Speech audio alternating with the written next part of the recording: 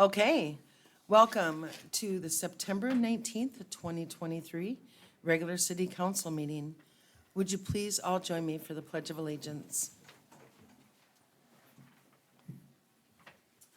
I pledge allegiance to the flag of the United States of America and to the republic for which it stands, one nation, under God, indivisible, with liberty and justice for all.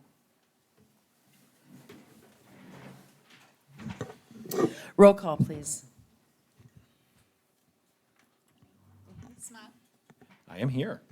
Bergman, Here. Siebel, Here. and Osborne. I'll take a motion to approve the September 19th, 2023 agenda, please. So moved. Second. All in favor? Aye. Opposed? Number 5 is Miss Maggie Berger is in the house, Spear Financial, to present our TIF report. It's like a nightclub. That's exciting. So, I'm Maggie Berger with Spear Financial, and I've laid in front of you your bright and colorful sheets. It's TIF time of the year.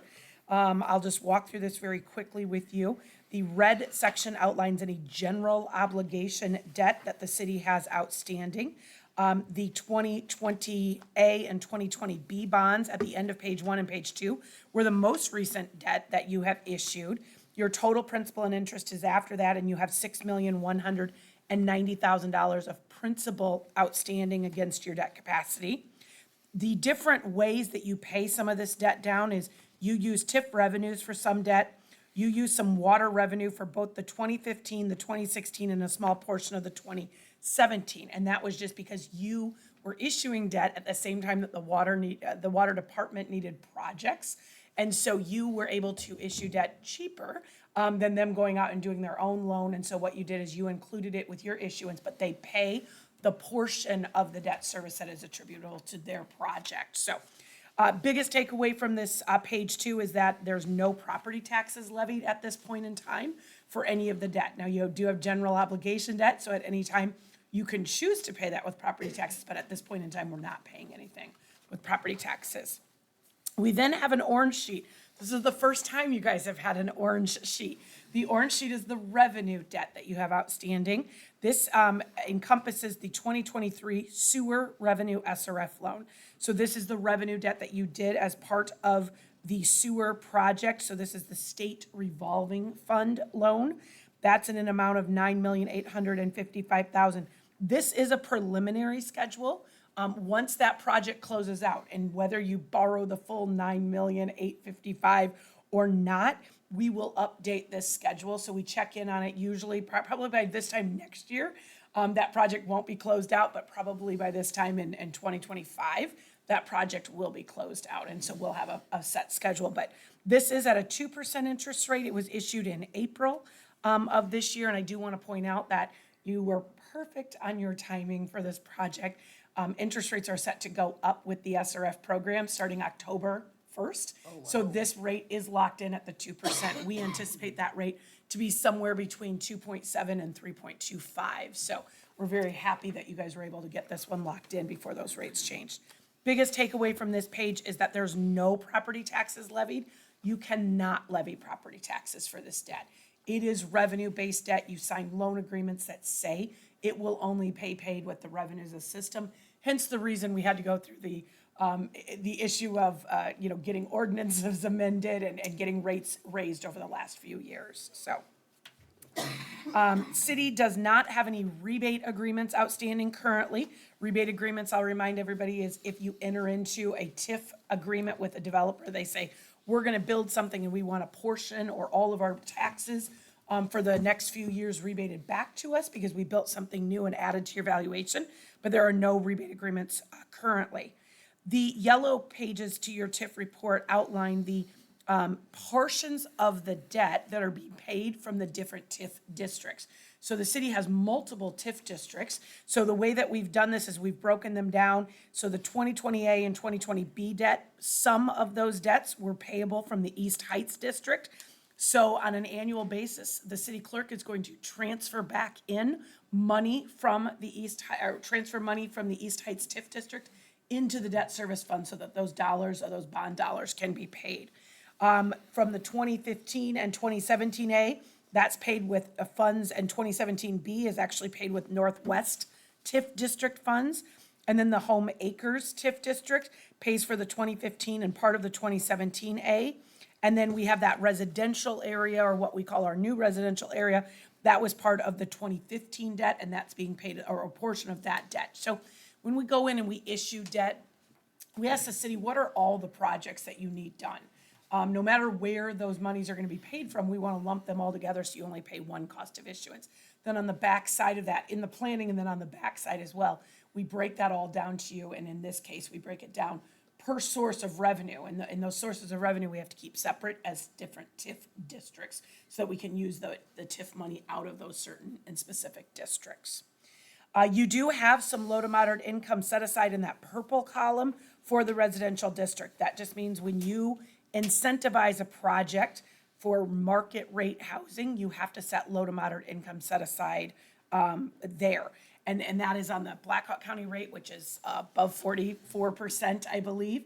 And so what that means is those dollars can be spent anywhere within your city limits, but for every dollar that you give the developer, or in this case, you're giving yourself to paying debt because you did the road project in that housing district, you do have to set 45% of every dollar that you're gonna give them aside for future use for LMI. There's a whole host of ways that you can use your LMI dollars. You're just really starting to collect your LMI dollars here in the next couple of years. But we definitely would suggest that you could work with someone like Intercog. You can just kind of do some research on your own with other cities in the ways that they're spending those LMI dollars. They just have to be on folks that would meet the low to moderate income standards, or in neighborhoods that, the majority of that neighborhood is meeting those low to moderate income standards. Maggie, real quick, you mentioned we were just starting to collect from that. Was there a reason we were not collecting from it before? So our whole goal was, so what we have to do is we look at it, this is gonna get a little bit more complicated than you probably wanna know, but, so what we have to look at is say, total principal and interest of that debt payment. Let's just say it's gonna be, $400,000. We have to set aside 45% of $400,000. So for the first few years, because you had debt outstanding, our goal was to start making the debt payments. We know ultimately we have to set aside so many dollars for LMI, and so we just sort of, we'll say, stalled, and you can do that, just as long as by the time all the collections have been done from that TIF district, we've not only paid our principal and interest, but we've also paid the LMI fund to the amount that it's supposed to be paid to. So you can, some people will do it all in a split, and they'll say, we're gonna split it, this portion and this portion, the 45 and the 55, percent portions. But when it's your debt, the key is trying to keep your property taxes lower. And as those valuations grow, there becomes more valuation every year, right? So if there's only one house in year one, you're only collecting TIF revenues off of one house.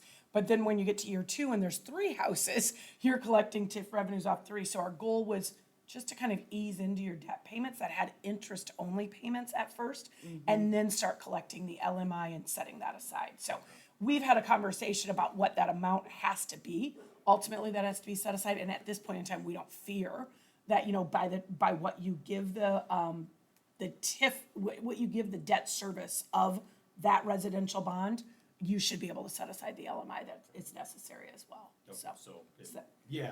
Just a quick summary of it was basically just, it wasn't that we weren't putting it off, it was just stating Correct. that at a certain point, we have to be at this goal. Correct. No matter when we get there, we just have to be there by that time. We were just trying to pay your debt off. We're just trying to make debt payments so that you did not have to property tax levy those. But we don't fear that you're not gonna get there, based on our calculations, our recent calculations. So, we bring in all those TIF receipts to those different areas, and that is the yellow column that then shows up on your red pages to say this is the amount of debt that is being abated or used, we're using TIF for. We look at the green pages, and this talks about debt capacity.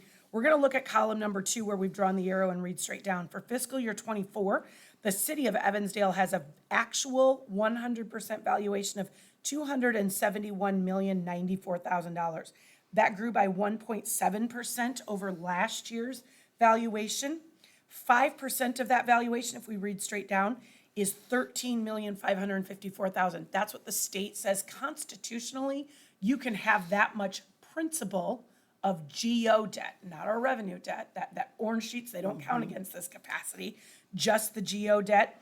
And you have $6,190,000. That's from the red page. You are going to pay back $480,000 of principal this year, so that leaves you $7,844,000 of remaining debt capacity.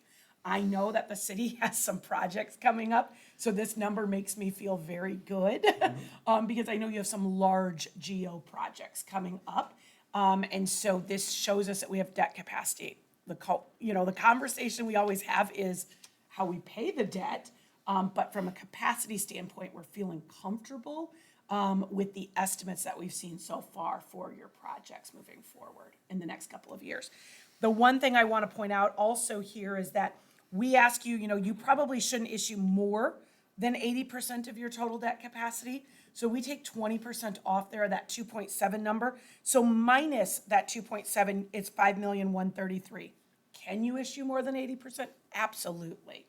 When do we see that happening? We see it happening when you're trickling in because of a large project, a project that you don't intend to issue ever that size of debt again, or it's going to be 10 years before you issue that size of debt again.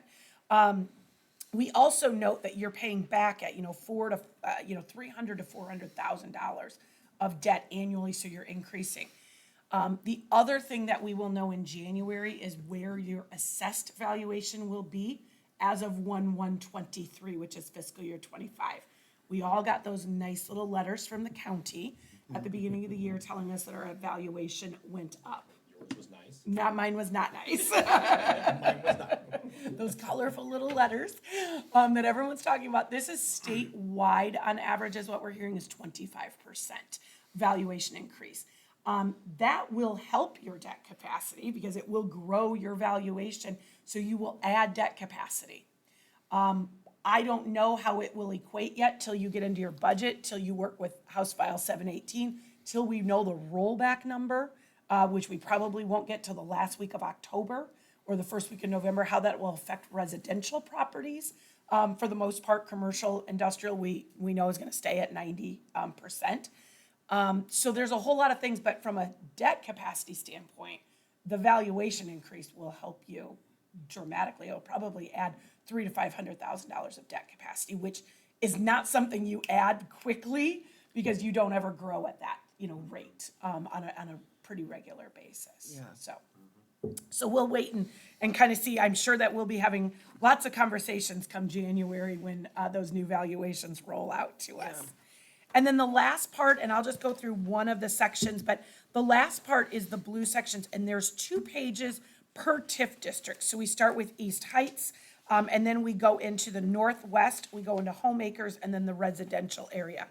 Just reading straight down column number 2, this really talks about in these specific districts, how much growth has occurred since the inception of these TIF districts. So when we look at column number 2, you've grown commercial property in the East Heights area of $8.5 million, industrial by about $655,000, and then there's a pretty significant growth in residential there of $50 million.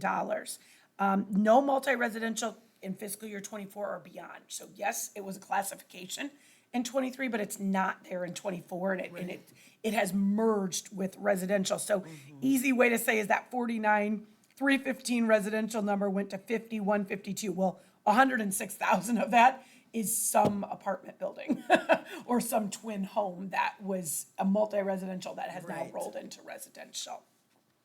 We take the $35,712 in column 2 against your TIF tax rate of $25.40. It produces the East Heights district about $907,000 of TIF receipts available. You're using for your current obligations about $118,000, and so you have unclaimed TIF dollars. We're not telling you to go get these. Every dollar that number grows by, that's money because you're not using it. that comes in to help fund your general budget or grow your general budget, your general fund budget, the counties and the school districts. So, you're really doing what the TIF law asked you to do, is you're using it for the current obligations that you have. We anticipate that the East Heist districts will go up. We also know that there will be larger debt payments coming in fiscal year '27. Again, that's part of the 20A and the 20B debt that was issued out for that new, we'll call it business district out there. And so we know that there will be more askings. You'll go from like 118 to like 300 a year through '27. But we also know that should be offset by growth in this area, right? We should see commercial and, commercial light industrial, we'll call it, growth in that area, which will then produce more receipts for you to grab without hurting anybody's general fund. Okay? That was the goal when we issued it that way. So, any other questions? And again, I won't run through all those sections, but each of them just kind of show the different growth rates and what you're using for receipts in those areas.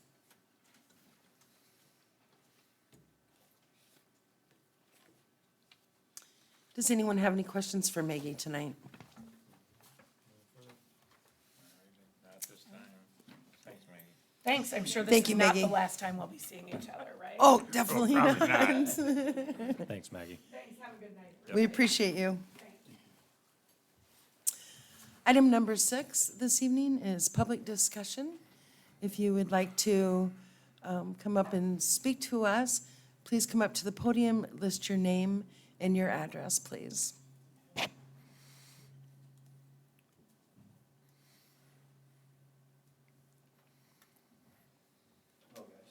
Hi. My name's Larry Teese Jr., 6801 Lafayette and Raymond. I'm the administrator of my father's property at 324 Bright. I'm just kind of here to inform you that there is a auction coming up August 7th by Rich Penn Auctions. Okay, It was gonna be 2 days, they've knocked it down to 1. okay. So I'm just gonna tell you that there's probably gonna be some congestion along 20, Okay. or Dubuque Road and North Roosevelt. Yeah, And I was gonna ask if there's any way possible I could barricade, or, the sawhorse barricades on the end of Bright and North Roosevelt, and when did you say the date is? October 7th, I'm sorry. October 7th. We will have another council meeting before there. If you could send me an email, Yep. I definitely appreciate that. That way we can get it on the agenda to ask that, because it's not something on the agenda we can Yep, approve I was tonight. wondering, and I didn't get, Yeah. I've been getting dates and different deals, and Sure. plans have been changing over the last couple of weeks, and I Okay. was trying to get it nailed down, but I didn't think you guys had another meeting before then, so. Yeah, And also, part of that deal would probably be, I know you guys own the lot that the house got knocked yes. down on. Yes, And I was gonna see if I could park the auction people on that, cause I'm trying to keep that, otherwise that street's gonna get doubled up and Austin's lawn's gonna get parked in, and sure, it's gonna make it hard to get stuff in and out, hauling stuff in and out, so. sure. You're Yeah, just if talking the you- one day? You're just talking the one day? Yep, Okay. Do you have a time frame for that? not as of yet, it's gonna be, it's gonna be a 2-ring deal, it's probably gonna go on the majority of the day. Yeah, I'm gonna bet it'll be 6, 7 o'clock at night before it's over with. okay, And it'll probably start around 9, but there'll be people there long before that. There's been a lot of people that wanted in that Sure. property for a lot of Yeah, years, I'm and sure. they never got in. I So hear that he has a lot of, there's a lot of, if you've Lot driven by, of there's a neat lot of stuff stuff sitting and- out there. yeah. So, yeah, the semi-trailer, I know the city's been after him quite a few times over the years. The Yep. semi-trailer, all that stuff will be gone one way or another in, Okay. between August, probably 7th and the 9th or 10th, when we can get everything moved out. yeah, And the property is already sold, so, well, it's going in, it's at the lawyer's deal now, the agreement, so. oh, great. Yeah, he was your dad was a personal friend of my dad's. They Yeah. worked together at John Deere. Yep, so, he knew a lot of people, so. Yeah, that's for sure. So if you send me that email, request that, we'll get it on the next Okay. agenda for approval. Okay, Okay, thank you. Do you Thank touch you. base with any of the neighbors or anybody just to make them aware The only yet? one on that street is Austin, Just Austin, okay. and he's, he's fine with everything. Okay. So, I'm gonna just ask yeah. him. Could The you only- spell your last name, please? THIES, so yeah, Austin's fine, but the only thing he's got down that side is his shop coming out onto Wright Street. Okay. And Dad's is the only, it's a dead end, it's the Yep. only deal down there, so. Okay, perfect. All right, Thank you. Thank you. Thank you. Anyone else this evening? And just before you move on, just didn't want to make sure I was cutting anybody off. Would this be the appropriate time to bring this up? Noted that, We were actually gonna talk, I was gonna talk about it in mayor reports. okay, and that's, I just wanted to make sure, I didn't know if this, because in a way it was a public discussion type thing, but as long as it's open, that it was on. Okay. Yep. Item number 7 is approval of the consent agenda. I'll take a motion to approve, please. So moved. Second. All in favor? Aye. Opposed? Item number 8, approval of the resolution calendar. I'd make that motion to approve the resolution calendar as posted. Second. Roll call, please. Smock, Yes. Bergman, Yes. Siebel. Yes. Excellent. Number 9, request for mayor to enter into agreement with Bolton and Mink for an archaeological survey required by the Iowa Department of Transportation for the Lafayette Road project in the amount of $15,171. We just got this notice. It was actually Friday before last. It's only been one of 3 DOT projects that Adrian has done that they've requested this, and it's an in-depth survey to make sure there is no remains that they would want to be studied. And, you know, it's unfortunate because it's gonna delay our project one way or another. The portion of the project that will probably be delayed, unfortunately, is when we can take it out for bid.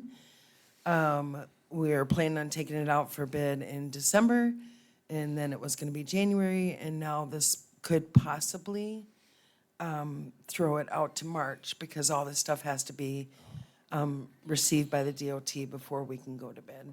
Because the DOT actually does the bidding for this project. Mayor, I had one question. From past years, I thought when we started this, in the beginning, it was Shive Hatter, I believe, on Lafayette. Yeah. We paid for one of these studies back then. It wasn't an archaeological study, though, because at that time, we were just gonna overlay the road.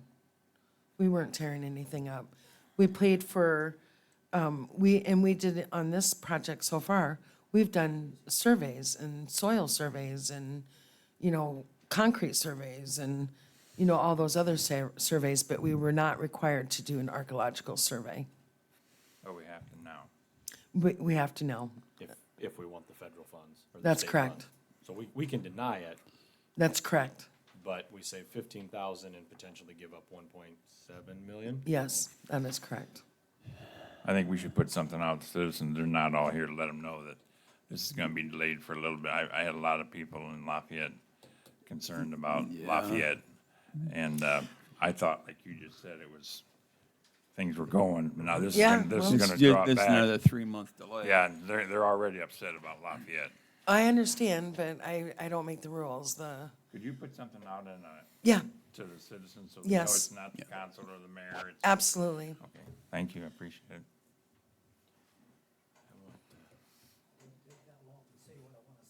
Okay. Just, how much is this gonna cost the city for this stupid, $15,171. there's just no end to it, is there? No, like I It's said, crazy. our engineer said this is actually the only 3rd time since he's been engineering that this has happened. I just, if oil's discovered or if we find dinosaur bones, we want, those are ours and Yeah, they're mineral ours, rights. and We're paying for the whole project. If somebody else wants them, they can come pay us, but. Yes, Stephen, I will definitely put something out on our Facebook page and our Facebook, and our actual website as well. Yep. The mayor and I had, just yesterday, as we were kind of getting caught up from stuff this weekend and anything, and this had got brought up again. Or no, it was last week.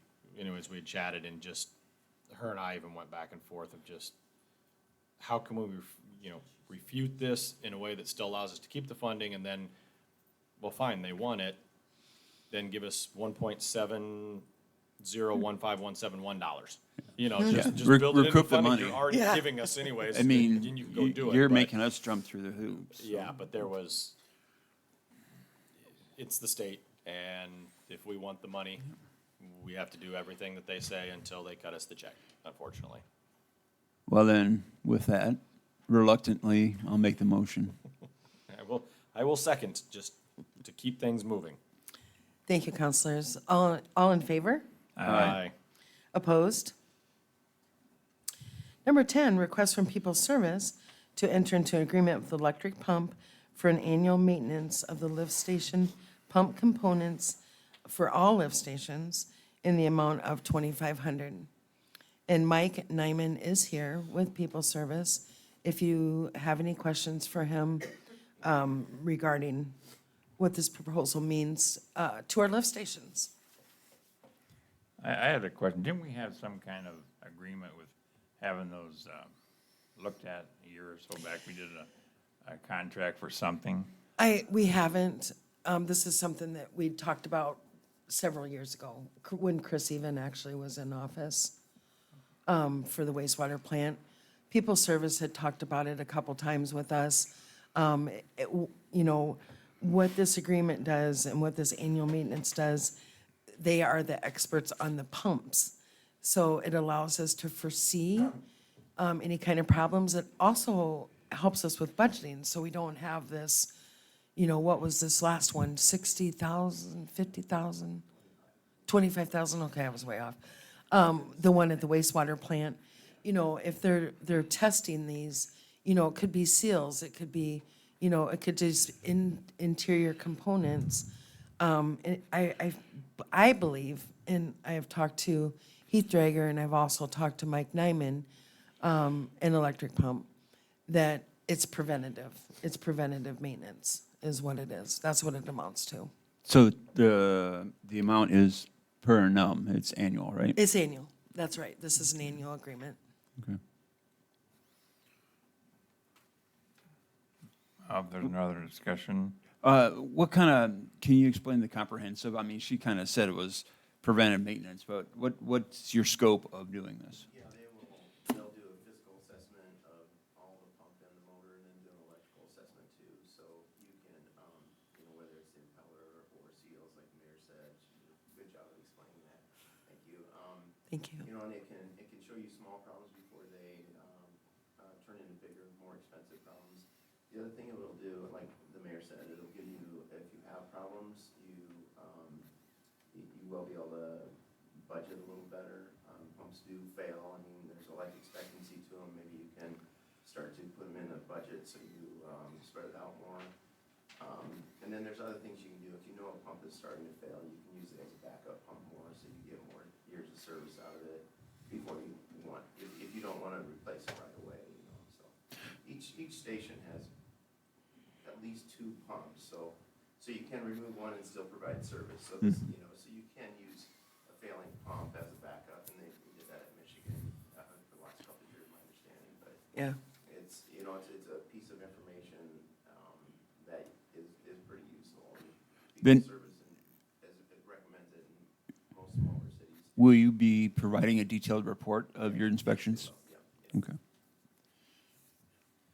Mike, any parts, product, anything, is this just pure labor for it, and then any parts needed for, so again, It's assessment, I think, parts, are extra, there's like oil and motors that need to be changed, I believe that's part of it, but any parts, yeah, maybe extra, you know, seals and bearings, but those are relatively cheap when you talk about the cost of a total pump replacement.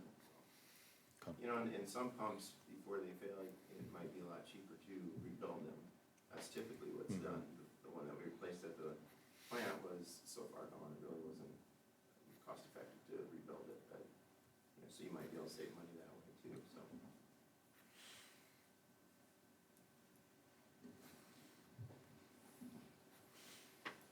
I'll consider a motion to approve. I'll make that motion after this discussion to approve this agreement with Electric Pump for annual maintenance of lift station components in the amount of $2,500 annually. Second. All in favor? Aye. Opposed? Excellent. I will send that out to them tomorrow. Okay. 11, ordinance 695, council compensation on our third reading. Mayor, I'm gonna make a statement on this. I'm not gonna vote for this tonight. I've had conversation with other counselors. I think it's good precedence to show the citizens that we're not going for more money. We've had everybody in town come forward and want money and got money. And I just think it's a good image builder, character, whatever, to not accept. I know we've had it for 11 years. There hasn't been a raise. I know it'd be 2 years from now to even think about it again, but I've rethought this and I've decided to vote no on this for the reason of just financial ability to the citizens of Evansdale. And I'll have that same thought process going forward in the budget years as far as budgets that come up next year. I will not support ridiculous increases of anything without a lot of conversation and documentation, and I think everybody should follow suit with that thought process for the citizens.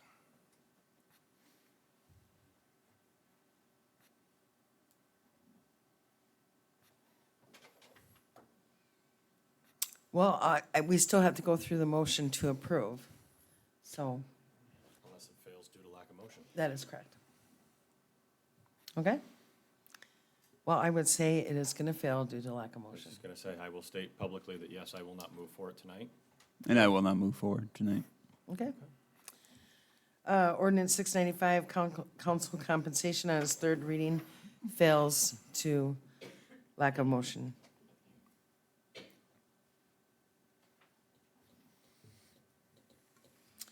Okay, number 12 is mayor council reports. First and foremost, I would like to thank the community. We had an excellent event on Saturday. We had a lot of compliments about the parade. Said it's probably one of the best parades we've had in years. I thought that was great. The fire department did a great job assisting in that, and they have taken that parade on for years, and we really appreciate them. The fire department, their staff, the volunteers, and all that they do. Really appreciate Public Works and all they did. They were there for us Saturday. They were our Friday helping set up. They were there for us Saturday. Chris even came in on his own time on Sunday to kind of set things aside so it wouldn't be in the way of any officer or fire department volunteer. I thought it was a great event. It seemed like that people really enjoyed it, and it's nice to get out as a community. So thank you, our community, for supporting it and for coming out. And we also appreciate all the sponsors, businesses such as People Service, Bolton and Mink, Woodruff Construction, some of the people that we deal with, Electric Pump, we deal with on a daily basis, have donated to this project, as well as local city business like Evans Crossing, Pharmacy, Quam Trucking. I could be here all day. First Security State Bank, just naming off the many people that donated to enable us to have this event. So I just want to say my appreciation for that. Also, I had set in front of all of you a letter. I thought that was nicely put. They had about 6 homes in the Case-Spear Height area that had been basically a nuisance. And they're pretty much over it. These things take time. I know one that we've dealt with many times, and just for you counselors to know, that's number 3. We have went in there many times, mowed, cleaned up, tore down sheds, et cetera, and then they just carry on. Our code enforcement officer tomorrow, after receiving this letter, has reached out to some people already, and we'll be doing door hangers for all of them tomorrow. So we will keep you posted on this. And I don't obviously have any way to get back to any of these citizens in Case Bear Heights, because I wasn't given any contact information. However, we'll be working on to see this through, moving forward. That's all for me. Yeah. It's on our list. So he, and, you know, I'm gonna apologize as well. I've had a city clerk for 2 days now. You know, we work together as a team in this office, and, you know, when one or the other is bogged down, it may not just move as fast as what it should. I'm just gonna be honest, I haven't had any staff for 3 months, and, our code enforcement officer, who is hired at part-time, has had his hands full too with, trying to downsize his business and some apartments and et cetera, et cetera. So it's been a busy summer for all of us. But, that being said, we are moving forward. We're moving forward this fall, and we're gonna start addressing some of these nasty, homes. Just so you know, I've been dealing with 617 East End. I've contacted their insurance company on several occasions with no response. We have our city attorneys involved on this now. They were squatting there, and we haven't been able to cite them or deliver your evicted from your garage letter to them, but it doesn't mean we've given up. So hopefully that will move forward soon as well, because it's a nuisance and it's a danger to. Oh, I can only imagine. I will try again to reach out to the insurance company tomorrow. I have not received a response from them, so. There's nothing the city can just do and charge them for it, or is it? Who? I guess we could. We could send it to the mortgage company. I mean, maybe if I try to contact the mortgage company and say, normally on a fire situation like that, they have 90 days. And it's been, 4 months, 5 months? We're past our 90-day patience threshold. So I will, I'll also speak to our attorney. You know, we have ground to do this. We've sent him pictures and everything. He's quite aware of the situation. We need to go to the next level and move this forward. So. Council. Mayor, I had one thing to ask about this letter. This isn't to be demeaning. We've had a lot of issues come up with properties around town, things that go on, and my opinion, we start things, we pay lawyer money, we spend city time, and then we drop it, or we get a story of, well, they're gonna comply next month, or they're gonna do this next month, or whatever. The only thing that I would hope and encourage on this list is that, and I know it's not a quick fix deal, so y'all gotta know, it's not an overnight thing, you come to anybody about anything. But I would hope that at least this list that's in writing, that we can have an update so that when my citizens say, well, what's going on over there? What's going on over there? We have updates as to what's going on, and that we're gonna complete the process when we spend attorney money and we spend city money, that we're gonna put a finality to these instead of, we've had things in the past where we've went on projects, we've had good intentions, good heart, and for some reason, in my opinion only, we stop, we don't continue to pursue it, we go on to other things, we forget about it. So I hope that with this list in writing, and if anybody in my ward wants a copy, so you know who it is, I'll give you a copy. And I hope that we really stay on this stuff, but just so that everybody knows, it will not be an overnight fix, but we will work on it. That's my say on that there. It'd be nice, and I know we've kind of tried talking about it again. The city clerk has added us some setbacks of just prioritization to get just the updates on where things are at. For example, I do recall, and again, I was just trying to think of ones, okay, what have we finished? The trees on Norma, Well, the whole property of Norma and then continue to cleanup, go. so, It needs to go. well, but is those better were- than what it's Yep. been for years. Well, what are we gonna do? I don't wanna go individualized, but he's out of compliance still, but I'm not gonna argue about that tonight, but I'm saying we spent money to try to work on it. But then we get to a point and we don't finish it. And then everybody, to me, in my world, they say, well, you're not doing anything. I bring these things to you, you're not doing anything.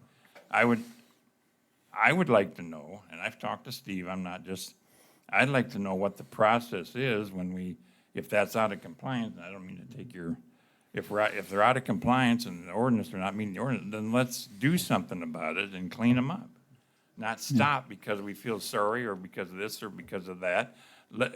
If we're not, I've said this many times, if we're not gonna complete a project, don't waste the lawyer's fees, don't waste the city staff's fees, let's just let it go. But if we start something, let's finish it. I don't care if it takes a month, it takes 6 months. At least somebody says to me what's going on. We have proof, hey, we're working on it for 6 months.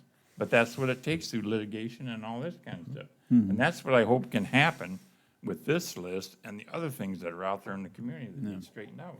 And I think that's exactly it, is that, and I'm with you, I follow what you're saying, Steve. I think things are still happening. Again, it's not as fast as any of us would like. Getting those updates, I think, would even help us of just knowing where it's at. Yeah. So, Yep. same I agree thing, I with know that. there was still some happenings down off of Norma here recently, because I bumped into Steve, and that's where he said he was headed back out to. And so, I do think it's still going on. I agree.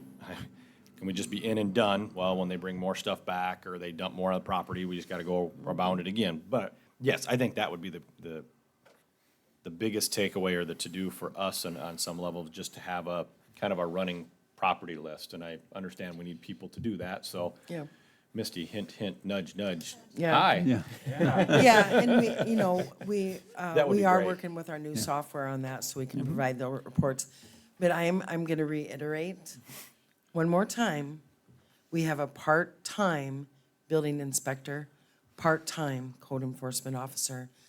I don't know if all of you realize, we had a lot of hail damage in this city.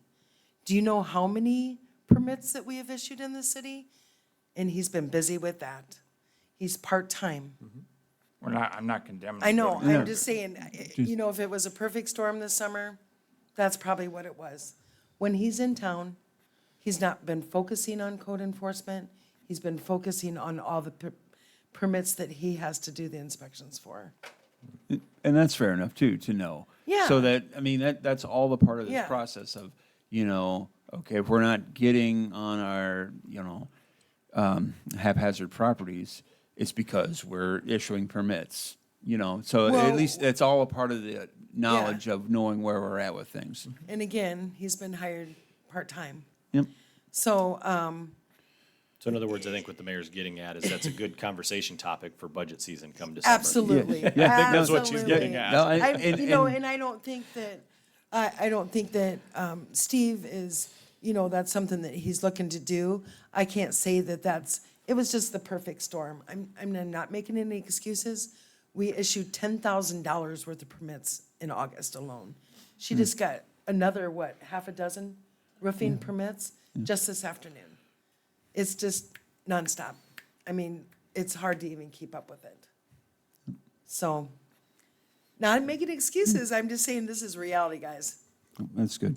As far as something from me, so I want to say thanks to the city workers for assisting the fire department in our incident in Deerwood.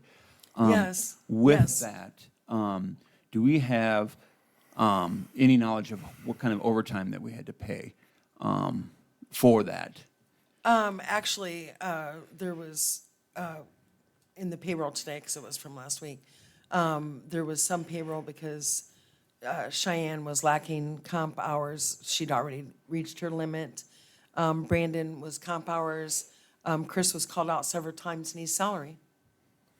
There's your answer. Well, I just curious because, again, great that they assisted because that's teamwork working Yeah, together. it was absolutely I just awesome. wanna know where our paper trail is on exactly how many hours were put out for that. Yep. And I think I had heard that Cheyenne went out twice actually. She in did, in yep. the in the loader. So I mean, it's And if I I can believe get she some had sort 5 of hours and so did Brandon. And Brandon took comp and I had, like I said, had to pay Cheyenne the overtime.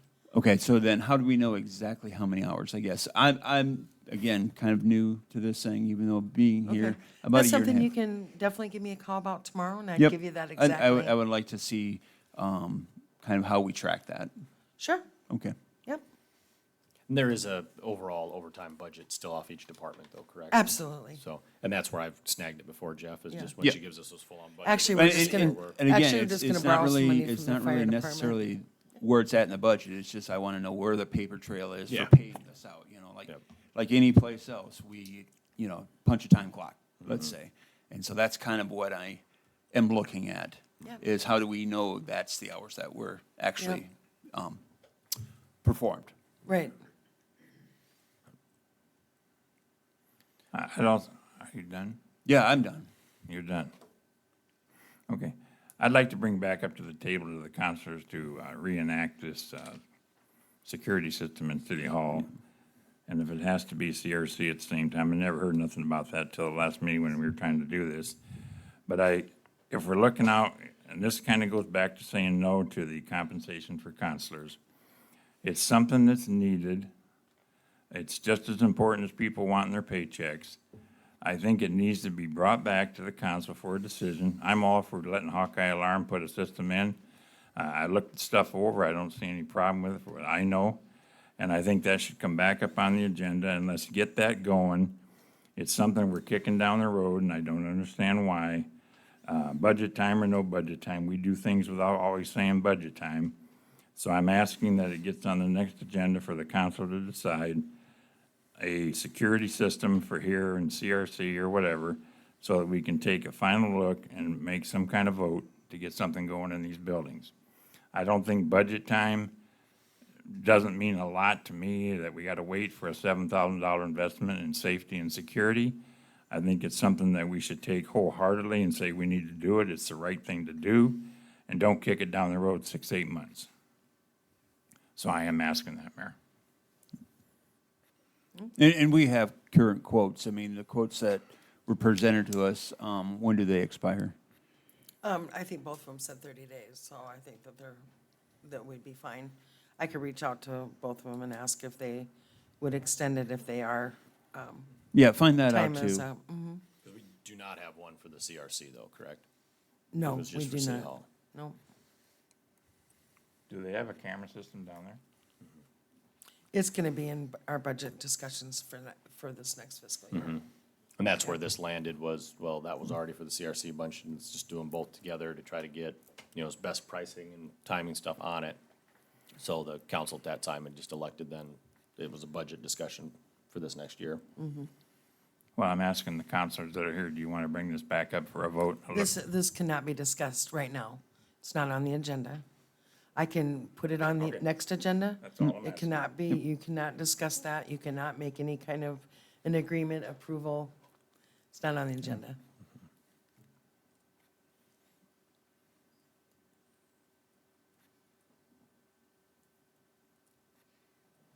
Anything else?